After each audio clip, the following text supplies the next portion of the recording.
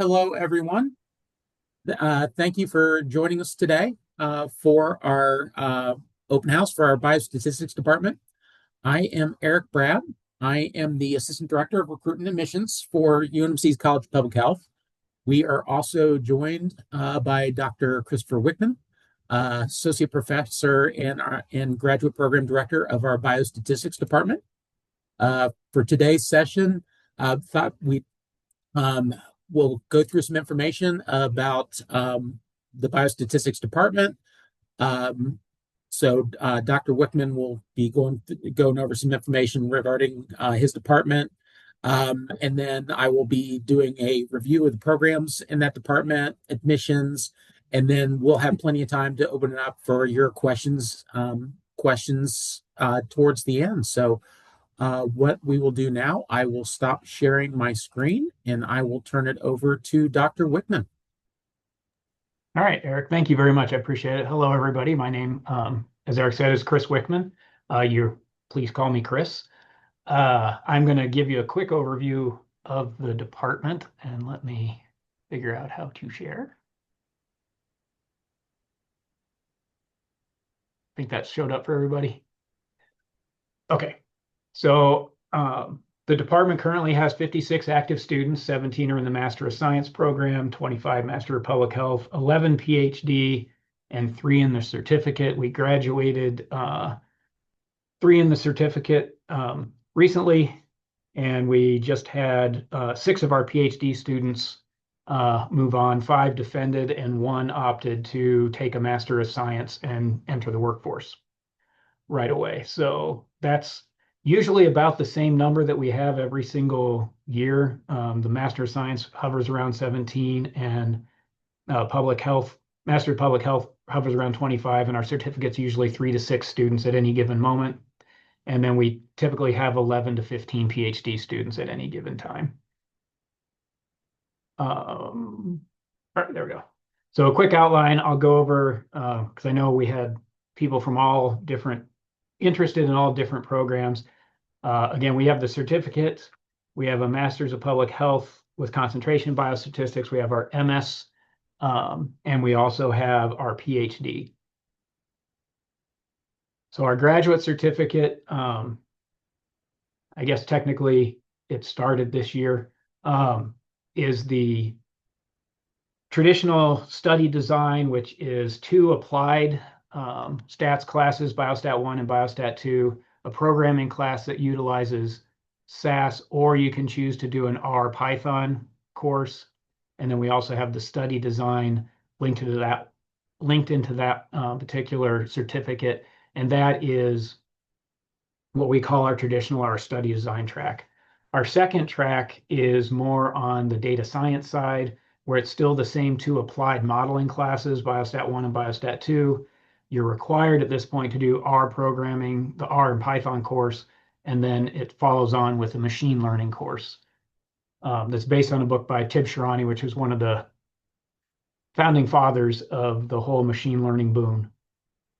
If you're one of the people looking at our graduate certificate, I am the biostatistics mentor / advisor for all graduate certificates in biostatistics. So if you join that route, we'll get to know each other pretty well.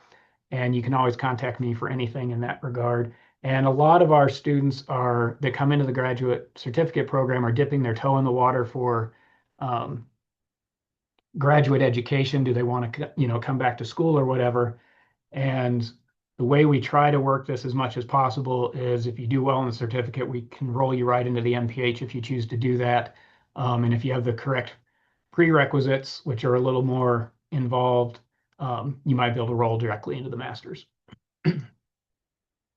I guess we're doing questions right after this, so I'll cover this one real quick. With our MPH with a biostatistics concentration, all Masters of Public Health concentrations have exactly the same core that is public health related. It's essentially a class from each of the 5 departments, and then you move into your concentration. With regard to biostatistics, the concentration is 18 credit hours. This includes study design, programming, and applied modeling. And rather than the Biostat 1, Biostat 2, the applied modeling is much more in depth from the certificate, is much more in depth in the concentration, and that you do a semester on linear modeling, a semester on generalized linear models, a semester on correlated data models, etc.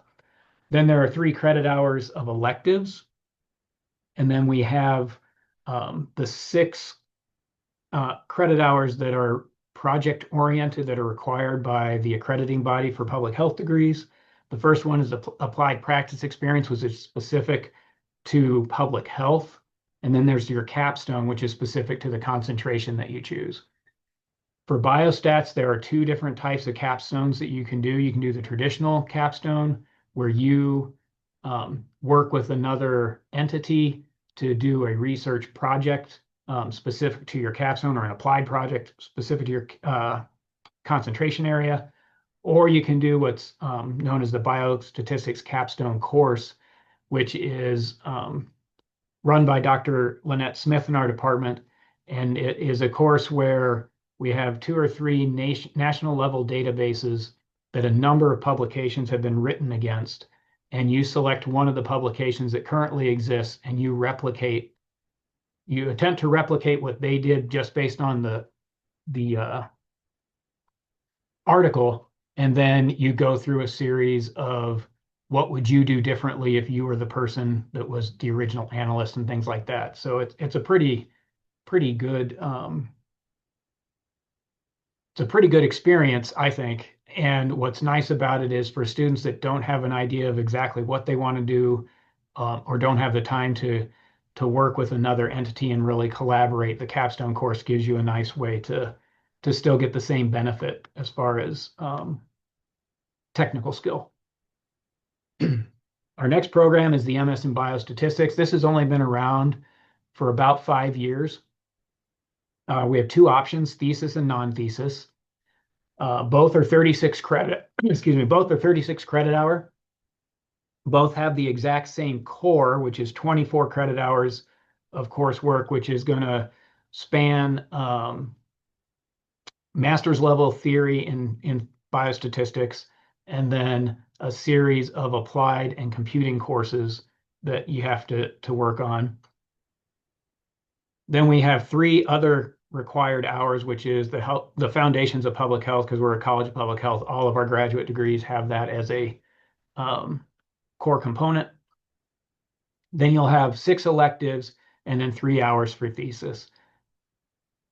Thesis is typically done in the very last semester that you're a student, and I highly recommend, if you are coming in as an MS student and doing a thesis, that you would do research other than thesis as one of your electives prior to that, to give you a full year of time to work on your thesis. It just seems to make better quality theses when people do that.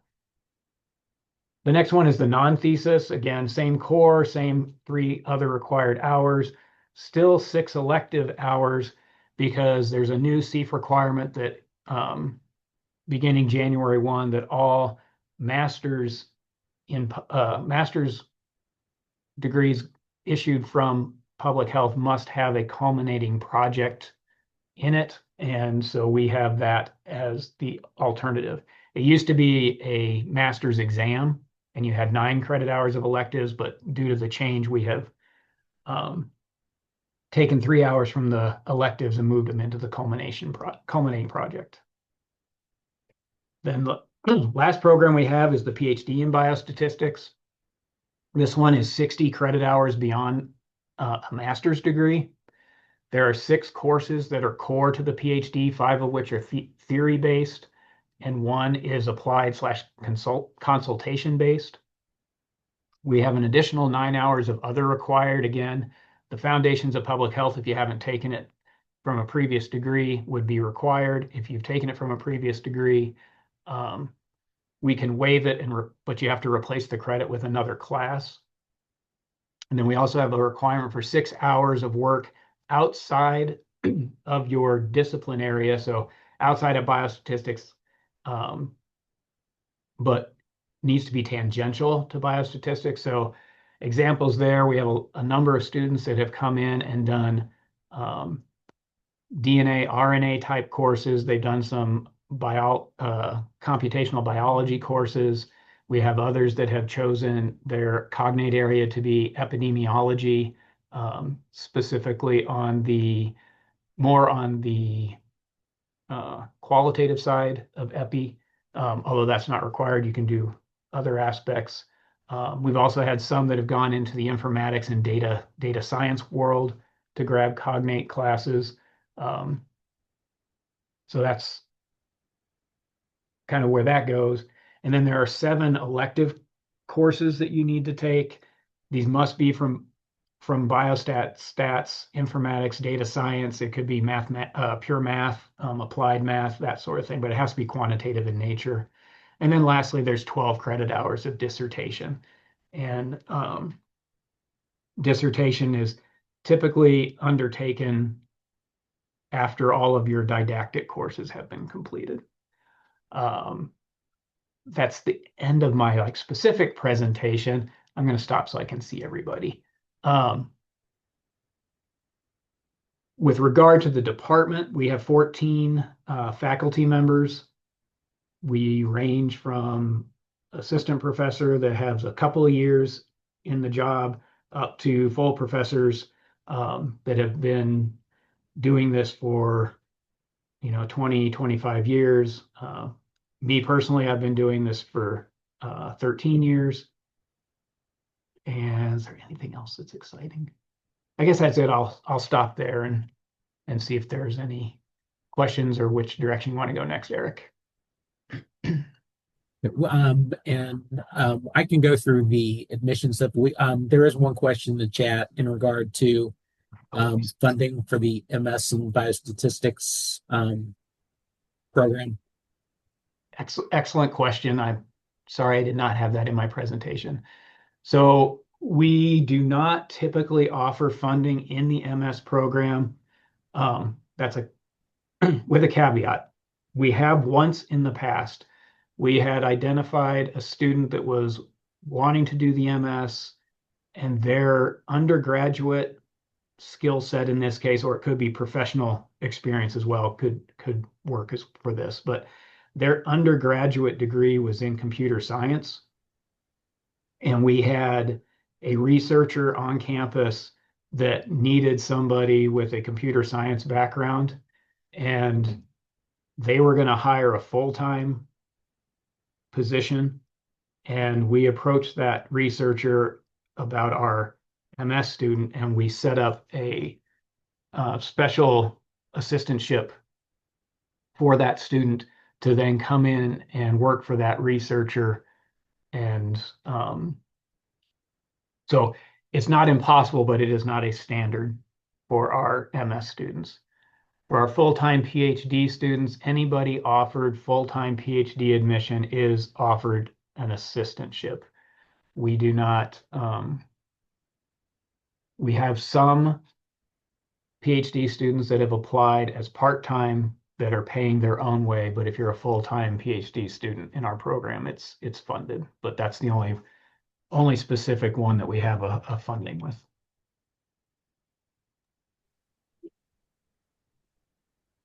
I will go ahead and share my screen, go over some information about admissions and different things. And kind of we had several that joined a little late, so I've got an overview of kind of what we talked about also. So let me get my screen shared.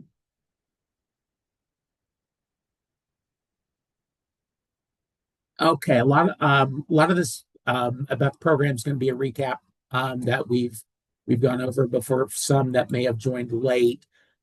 So just a recap of the programs we have within the biostatistics department.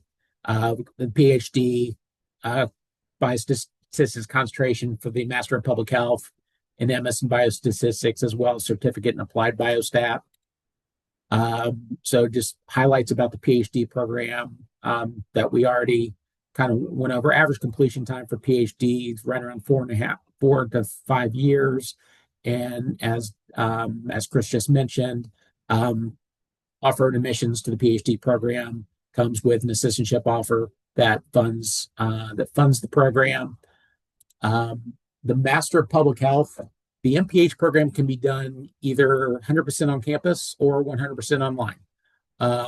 The online courses are asynchronous, so there's not a set time that you have to log into live lecture.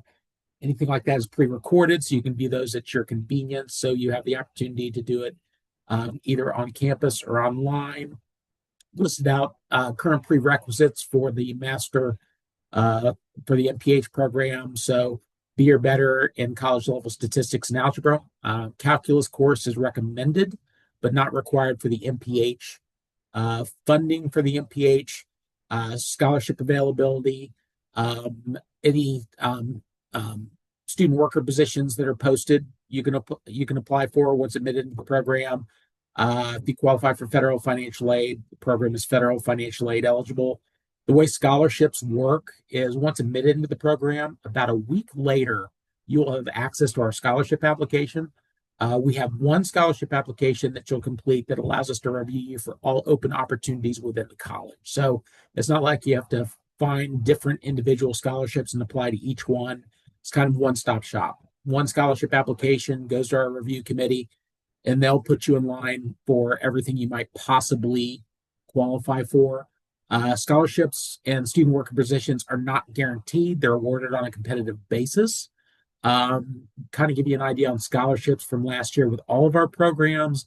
Within the College of Public Health, with new and current students, we issued about 95 scholarships totaling just under $900,000. So that availability is there. So I definitely recommend um, d- filling out the scholarship application. The only guarantee to scholarships is if you don't fill out the scholarship application, you're not going to get a scholarship. So that's real. So just take the time to make sure you fill that out.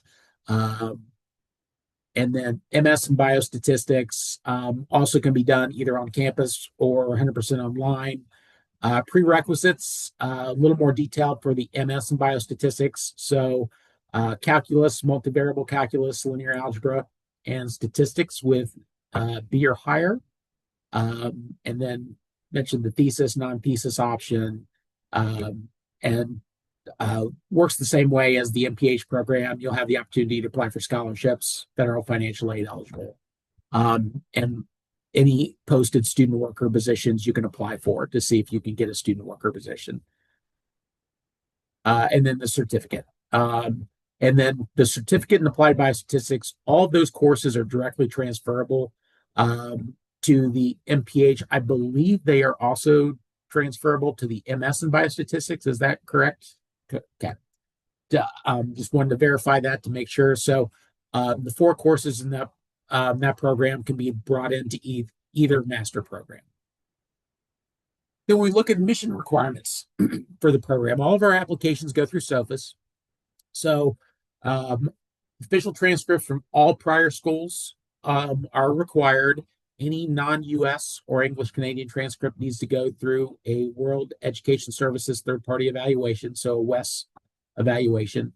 The GRE is optional. It's not required. With the MPH program, it is recommended if you're coming in with below a 3.0 GPA. For the MS and biostatistics program, it is very strongly recommended if any of those prerequisites you do not have a B or higher, then you'll want to strongly consider doing the GRE to help offset not having the required grade in the prerequisite. And then personal statement, typically for the master's programs, typically a page. Why specifically biostatistics? Career goals, self-assessment of why you feel you'll be successful in a graduate level program. As a PhD, personal statement, going to go into more detail of your particular research interests, why UNMC, and it's typically helpful in the personal statements of the PhD program that you can kind of mention a few faculty that match up with your research interests. They kind of help with that mentor matching process. English proficiency requirement, TOEFL, IELTS, or Duolingo for anyone whose primary language is not English, or if they do not have a previous degree from either a U.S. institution or a country whose only official language is English.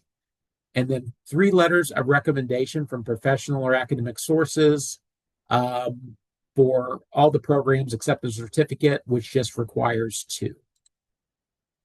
And here I've just outlined the different application deadlines we have for the various programs. So fall application deadline for the PhD, priority deadline for funding consideration, as well as the international application deadlines February 1st, and then final application deadline for domestic applicants is June 1st.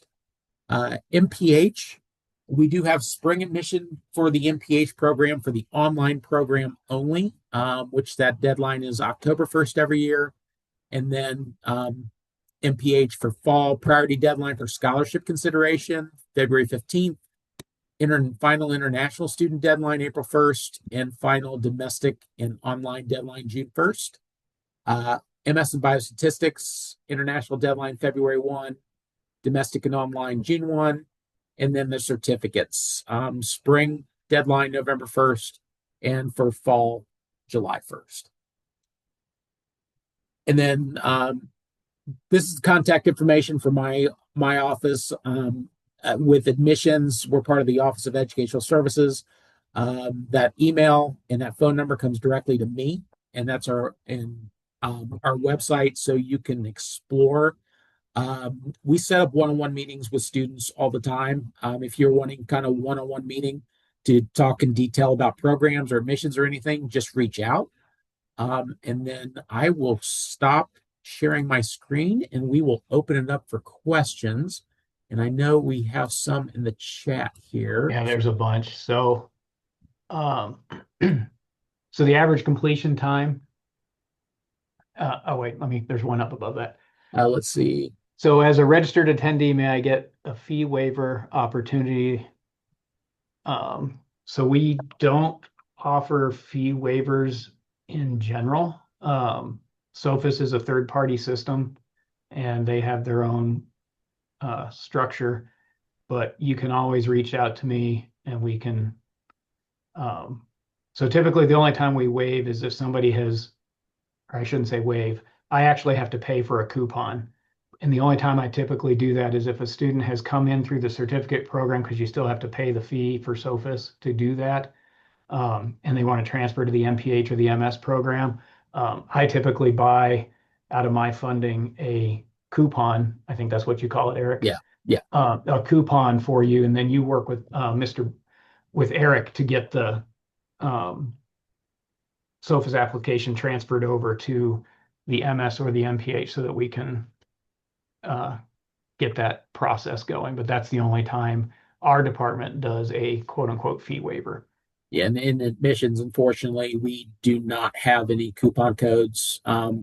Just flat out, to be honest, we don't have the budget to buy the amount of coupon codes we would like to issue, and we have to be consistent with everyone. So we just don't have that funding. But Sophus does have a fee waiver assistance policy in place. If you haven't already done so, I recommend reaching out to them to see if you qualify, because they have a certain amount of waivers that they give since it's their fee.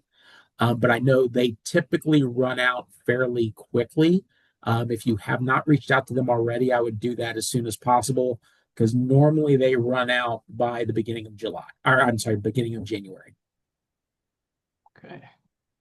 Then the next question was, what is the average completion time of the PhD program? So for those that enter our PhD program with a master's degree, it's typically 4 to 5 years. Those that enter with a bachelor's degree, which I think was another question further down, we do accept people directly from the bachelor's degree. That you can usually tack on another year to a year and a half there. So I will caveat all of that with the Board of Regents for the Nebraska system has set a maximum of 7 years, regardless of whether you're a full-time or a part-time student, to complete a PhD. So by the time you enter a PhD the day you enter to the day you have to be done, defended, and everything has to be 7 years. And we have had two of our part-time students. This was before I was the program director. I handle part-time students differently now. But prior to that, we had two that came in. They were working on their dissertation. They timed out, and the university does not give a waiver. So it's 7 years, and you have to be done. Um, so what I do now with part-time students or people that think they might have to drop into a part-time situation is I ask you to register as a non-degree seeking student to start because you're already going to be paying as a um, part-time PhD student anyway. But I have them register as non-degree seeking student and try to get 4 classes done that way, 4 to 6 ideally. Then officially enter as a student seeking the PhD because that bought you a year to try to get it done. So that's how we've been handling that. Let's see, what's the next one? Let's The see. number of PhD students we're planning to admit this fall. Um, I put it in the chat. We're looking at 3 to 6 PhD students. This is 100% depending on our funding outlook, and our funding outlook for the next cycle won't be published until mid-January for our program, or published to me, I should say. We don't make it public. So that's where we're at. Minimum of 3, maximum of 6. Uh, And it looks like, could you speak more, like annual stipend? oh, yep. Sure. Okay. So for our stipends, and this would be true for, so similar when I talked about the master's student that was a unique situation. But if we set you up in an assistantship, so if you apply for the master's degree and we identify somebody that can support you, you're going to get a stipend. I don't remember off the top of my head what the master's stipend is. A PhD stipend is $31,000 a year right now. We as a university are tied to offer at a minimum the NIH pre-doc salary on their schedule. So we have to offer that as a minimum. That is currently about 29,000. We offer 31,000. With that comes a tuition remission for up to 12 credit hours per semester, per term. Student health insurance plan, if you have a family, that's an additional cost to the student. You can utilize that plan, but you have to buy the policy for your family members. And then we cover most of the student fees, but not all. There are certain fees by the between Board of Regents and graduate study policy and rules that we are not allowed to cover, but we cover a pretty good portion of all of that. If you're if you're accepted into our PhD program full time and like I said before, that comes with an assistantship, we will guarantee that we will fund you for a period of 4 years. As long as you remain in good standing. So you can't come in and not do anything. You actually have to, make progress towards your degree. Your GPA has to stay in the correct place. Your job for eval performances for your assistantship, whether it be GRA or, excuse me, whether it be a research assistantship or a teaching assistantship, everything has to be good. But we make that commitment to our students that once you're in, you're good to go as long as you maintain your progress. There was another question. Well, this next one, I can the about the admission process being committee based, or do the individual faculty members make the decision? It is committee based. So there's a review committee that reviews the applications that make the admissions decisions. And for our department, there is a separate admissions committee for the certificate, a separate admissions committee for the MPH, a separate admissions committee for the MS, and a separate admissions committee for the PhD. Members might be on multiple committees, but they are standalone committees. Each of them has their own admissions chair. Those recommendations are then made to me, I'm not on the committees. I'm outside the committee. So they make recommendations to me, and then the department chair and I sit down and decide how many we can afford. Um, let's see. And And then also kind of buried in that question is, or do individual faculty members. So the other thing is, to get an assistantship from our department, you do not need to reach out and find a faculty member that's willing to support you. That's not how it works. You are hired by the department, and then we reserve the right to put you in a research assistantship or a teaching assistantship, depending on the needs of the department. But I also, as program director, try to make it so that every student gets exposure to teaching assistantship and to research assistantship. So you're not doing the same thing for 4 years in a row. And your research assistantship can be, but is not required to be your dissertation, which is very confusing for a lot of our students. So we have students that come in and work for like the Department of Neuroscience and assume they have to do a machine learning for imagery type of dissertation. No, that's your job while you're here. If you want to do that, great. You can do your dissertation work in that realm, but you're not required to. They are separate pieces. Uh, Department's primary research strengths, I think, is the next question. yes. Yeah. So I would say overall, there's probably six strengths for our department from a methodology standpoint, and then I'll talk about our consulting work in a second. But from a biostatistics research perspective, causal inference is a big strength in our department. We also have faculty that work in time to event, also known as survival data. A tangent to that is joint modeling, high dimensional data. So whether it be sparsity or just sheer volume of data, we have expertise there. We have expertise in meta-analysis and research going on there. And then we also have a lot of research going on in the world of Bayesian statistics. So those are probably the six top methodological areas within our department. With regard to healthcare areas that we support, anything you can name, we have somebody working on it. We have people that are specialists in biomarker type of data. We have pragmatic trial design, which is what I work on. We've got people that work in various forms of cancer. Two of our faculty member make the biostatistics core for the cancer center here. We have people that work in the realm of neurocognitive decline in people with HIV.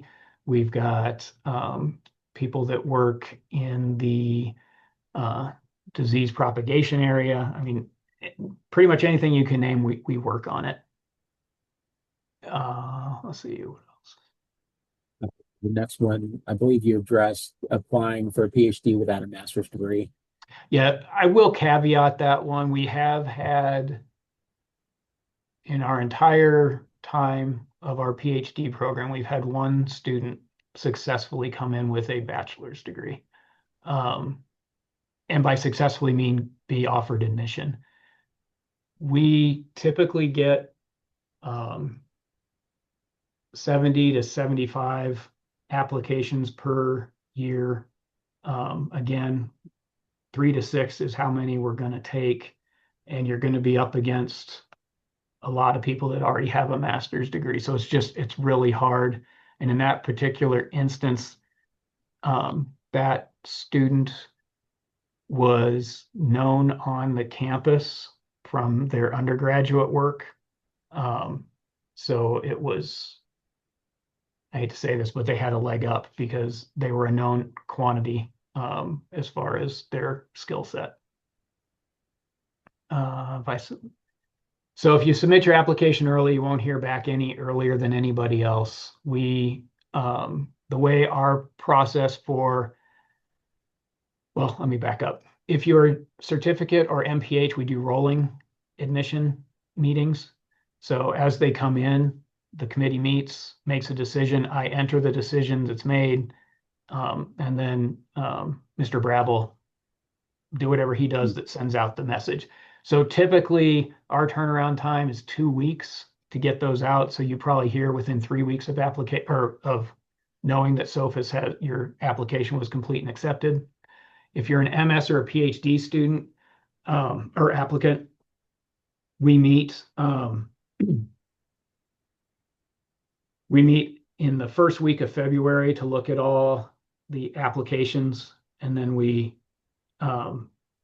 send out invites for interviews. So there's an interview process that you go through, and then there's a re-ranking after the interviews, and we decide who we're going to make offers to. If I have 3 assistantships to give, I only make offers to 3 people.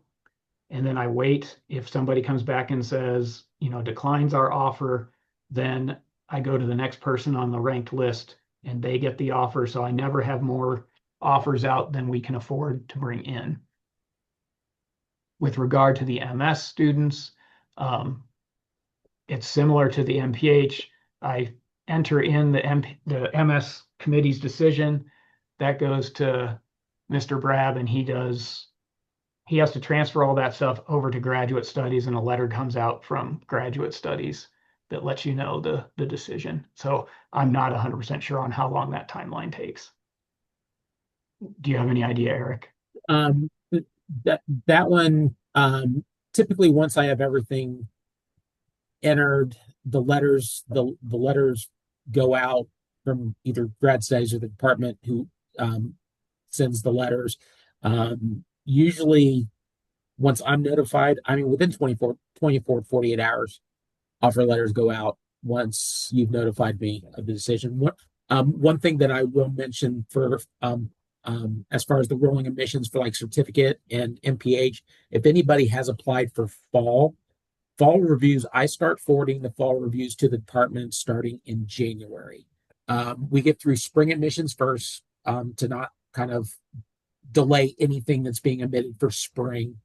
And then starting in January, I usually forward those starting on January 15th, and then it'll be rolling starting from there. So admissions decisions for certificate and MPH will start happening in like, you'll be notified like beginning of February, and then on a rolling basis going forward. Okay.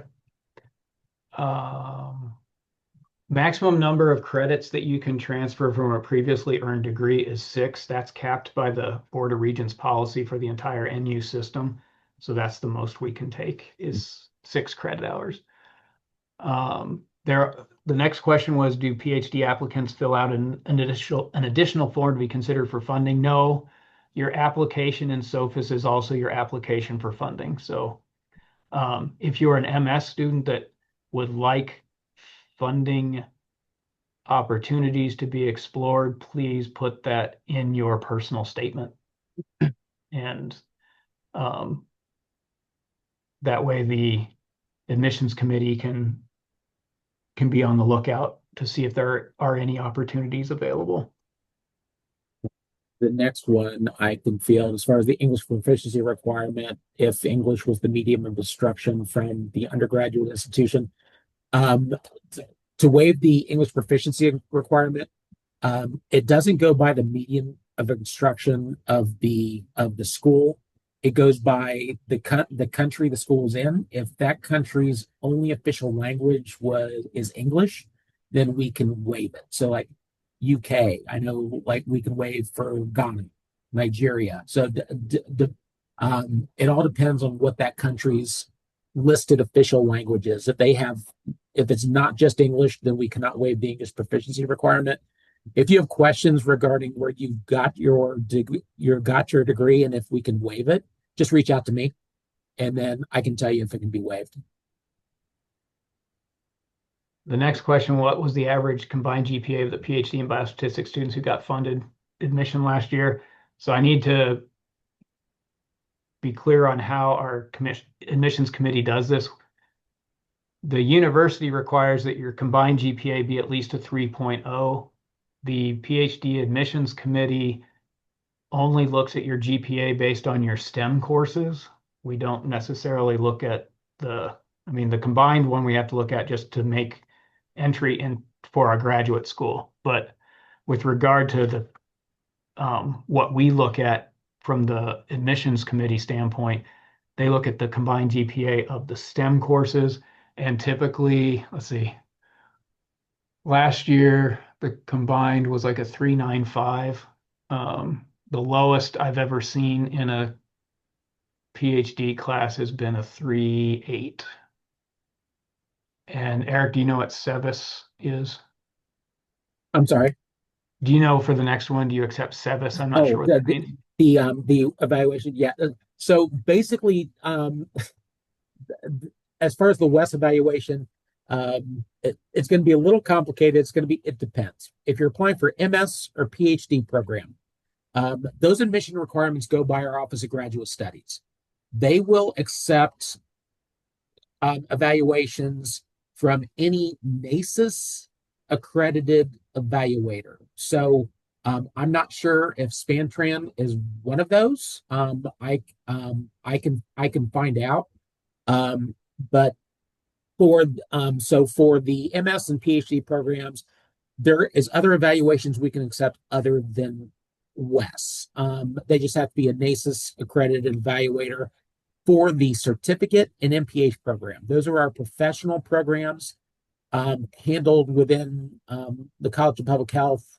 So those are there's a little less flexibility there. Certificate and MPH does have to be WES. So if there's another evaluation done, unfortunately, it would need to be reevaluated through WES. So any so if you have particular questions, if you're applying for the PhD and MS and you already have an evaluation done and want to see if we can accept it, just reach out to me. I can look it up to see if they're a NACIS accredited evaluator, and I can let you know. And then, do you accept SEVIS transfer students? Okay, yes.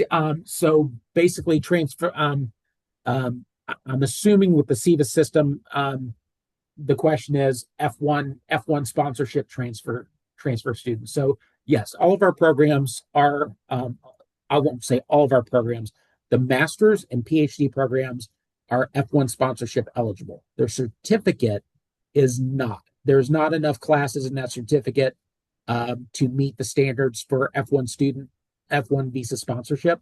So basically, once you're admitted into one of the programs, either Master, MPH, MS, or PhD program, if you're needing F1 sponsorship, that information will go over to our Office of Global Engagement. Our international advisor is Dan Teet. He works on the I-20 process and getting you the I-20. If you are already on a valid F1 visa transferring from another school, he helps you with that SEVIS transfer process. So yes, we do accept SEVIS transfer students. And then admissions decision made on a rolling basis for certificates and MPH, yes. On the MS and PhD program, not quite rolling. Once we start doing, to recap that, once we start reviewing for fall after the first of the year, certificate and MPH probably have decision 2 to 3 weeks after application is completed, application is submitted. MS and PhD, you're probably on average, depending on when you apply and when everything gets reviewed and interview processes with PhD. MS, you're looking usually like month and a half. PhD, a couple months. If you're when those reviews start in February.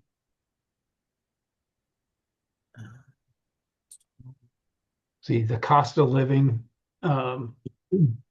So housing, it really depends on depends on where you're at in the city relative to the campus. So a number of our recent students have secured housing in the $700 to $900 a month range. Some of them have opted to have roommates, which drives the cost down. considerably, so you can get in under that if you're willing to live with somebody else. If you're bringing your own family, one of our students is currently has his family with him, um, and I don't know what he pays for rent, but he's still getting by on the 31,000 a year because he's the only um, person working in the family. So I think it's reasonable. Mhm. The closer you, there has been a number of apartment units built near the university that are privately owned. They're probably a little more expensive. The university, if you guys are unaware with UNMC, literally right outside our door to this building, they're building a 250 room, um, I call it a dormitory, but it's basically an apartment complex Mhm. that's right across the parking lot from where we sit. I can see the building from here. Um, and that'll be available starting next fall.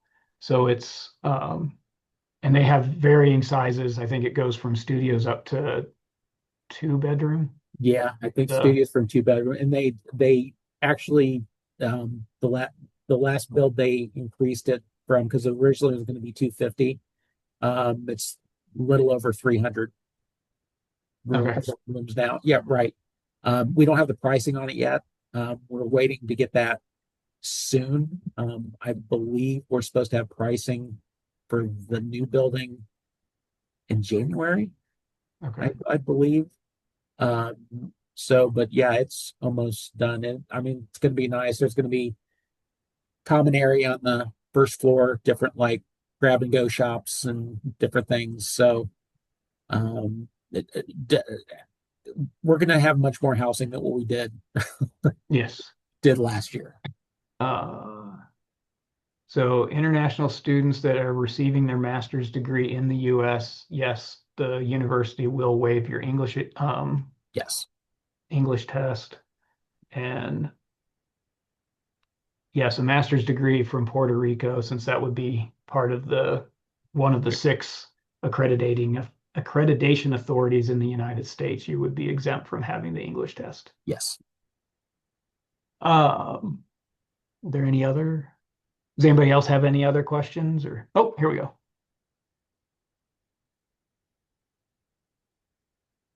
So if you run into getting your transcript um, into Sophis, you can email them directly to me um, for any of the biostats programs, and or to Eric, either one of us, but we'll get it to the appropriate uh, committee. With that, what you can also do in Sophos, in the document section, there's a bunch of extra slots in there un, for optional documents.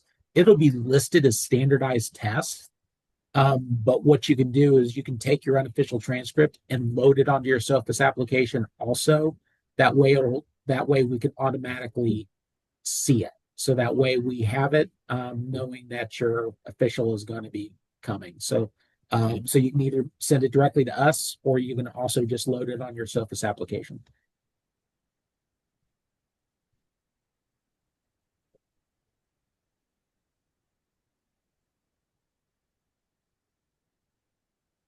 I am not familiar with For that. Yeah, for the English proficiency, we're only able to accept either TOEFL, IELTS, or Duolingo. So yeah, the OET, unfortunately, we are unable to accept for the English proficiency requirement. I would recommend if you're needing to take one of the English proficiency exams, it's like whatever is best for you. They all have online options. I will say Duolingo is probably your most cost effective option. Last time I checked, Duolingo ran probably $100 or more um, cheaper than the other two. Um, you can do it online, and results are usually sent to us within 2 days. Um, that's usually the easiest option. So the types of questions typically asked during PhD programs. So um, first, it we do a structured interview. Um, so the committee gets together and um, generates what questions they're going to ask every applicant. So it's not that way every applicant is asked the same thing. We don't try to deviate and do that. The only place they do deviate is when the respondent or the student applicant um, brings up something outside of what was asked or creates a tangential uh, window. So the questions that we typically ask are, why are you interested in biostatistics? That's first and foremost. We know that's one of the things we ask in your personal statement, but we want to hear it and hear you articulate what you're after. Then typically, is there a disease area or healthcare area that you're interested in that you want to apply the biostatistics? Um, are there methodologies that you are currently interested in? Um, Typically, there will be a question, like a scenario-based question on, like if your CV says you've done, um, that you're proficient in R or you're proficient in Python or whatever, the admissions committee will have a question. So obviously this won't be the same for everybody, but the same question gets asked for whatever language people say they are proficient in. Uh, let's see, anything else that's really big? Uh, there's typically questions to try to figure out how much you know about um, how much research you've done on University of Nebraska Medical Center, not necessarily the whole NU system. I don't know off the top of my head exactly what they ask in that regard, but those are kind of the general questions. Those are really, so the idea of the interview is how well do you communicate? How well do you respond to answers? Are you willing to say you don't know when you don't know? Or are you going to try to make something up? So those are the kinds of things that they're really trying to figure out. Because a lot of what our students do, like I said, you're going to be a graduate teaching assistant and a graduate research assistant as a PhD student. Um, we're really big on communication because you're either going to be communicating with your students as a GTA or you're going to be communicating um, with the PI of a project and trying to explain things to them. So a lot of times the scenario questions will, here's an example of output. How would you explain what this means to somebody that doesn't know stats? Those are the kinds of things they're going to ask. That the last one? Looks like it. Okay. Are there any other questions that we can answer?